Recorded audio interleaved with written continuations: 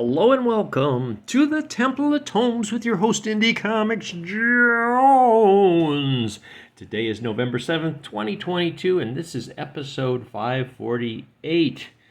Forgive me, subscribers, it's been 3 weeks since my last comic review. I think it was October 15th. It's the last one I posted. I've been very busy. I have a new job. It's a part-time job. And the time schedule has been determined by the rolls of dice. It is all over the place. So I got that going on. We're trying to build a house here. We got back from a vacation. Just all kinds of crazy stuff going on. So let's get into this real quick. This is a recommend, by the way. Draculina. This is issue 6. And you can see here, of course, there's many covers. Since this is a Dynamite comic, there's a lot of variant covers. We're going to take a look at that right now. Just want to say it is a recommend if I haven't mentioned already. Christopher Priest is the writer on this. Let's get in here real quick. Excuse me. And Michael Saint Maria is artist. Evan Nunez is the colorist. Willie Sherbert is the letterer. Matt Idelson is the editor. And Colette Turner is doing cover A. And this is cover A that we're looking at. Let's go back to Colette Turner's work. A very delightful look at Draculina. And Draculina in this is actually the evil. She's kind of like a twin sister of Vampirella. Whereas Vampirella is good, Draculina is not so good.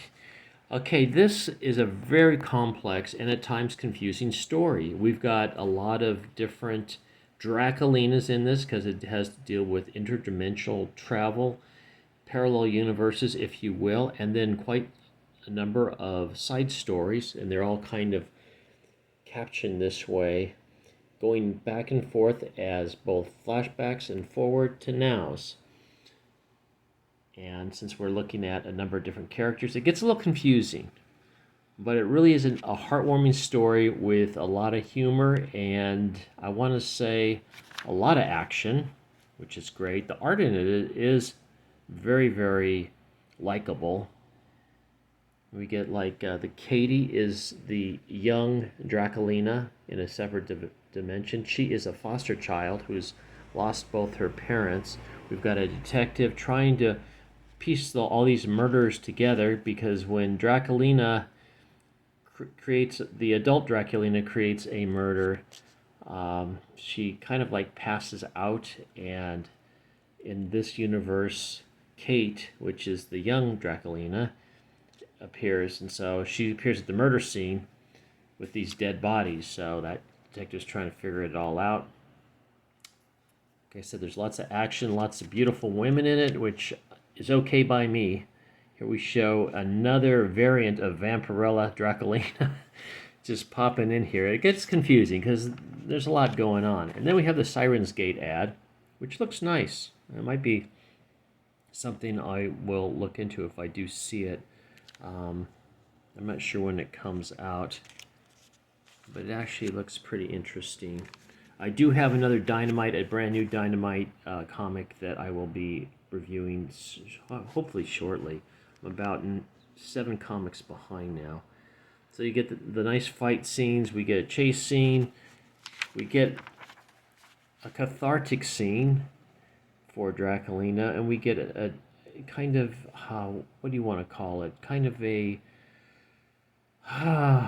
she comes to terms, Draculina comes to terms with her other self, of what she could be in another universe. So there's a lot of antagonists and antagonists, excuse me. We've got this guy who is kind of like one of the demons named Damon, and then we have this other guy here who looks very effeminate, but he is actually betrothed to one of the Draculinas, and he plays a little role in this as well. So I don't want to give it all away. Here's another Sweetie Candy Vigilant. Not sure what that's all about, but you can soak that in. I'll let you read that. If you want to pause it, you can read that a little bit better. Osaka Pop Store. And if you want to read that, Just pause whenever you wish. Written by Suzanne Cafiero. So, really quick review since I've been negligent.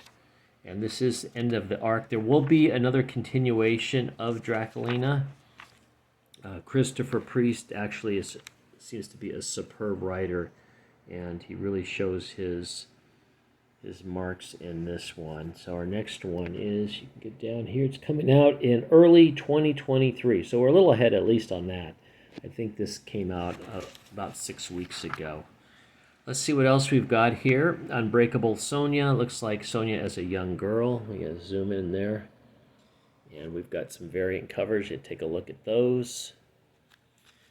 And I believe we've got a cover gallery coming up. Cabbage Pale Kids Origins. Hans Rodionov and Adam Goldberg doing the writing with Jeff Zapata. Zapata? I don't know. Here is our cover gallery, and you can see we see cover A, which we have already seen. I think it's Michelle Turner. So these are very nice covers, I must admit. Draculina was a fun book to read because of the humor, because the story had a lot of action in it, and it was a bit of a puzzle at times. It was complex, so it's not your typical point A to point B story. Some exclusives,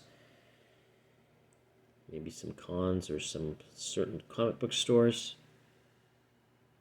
And there you have it. And then we have the Dynamite ad, and then the other Dynamite ad in the back, and the Draculina cover on the front. So thank you very much for stopping by and watching this quick review of the end of the arc for Draculina, issue number 6. As always, please like, please subscribe, please leave comments. Please go out and vote, too, if you see this today. I think tomorrow's voting day. I actually voted today, early voting. So the polls are open right now as we speak.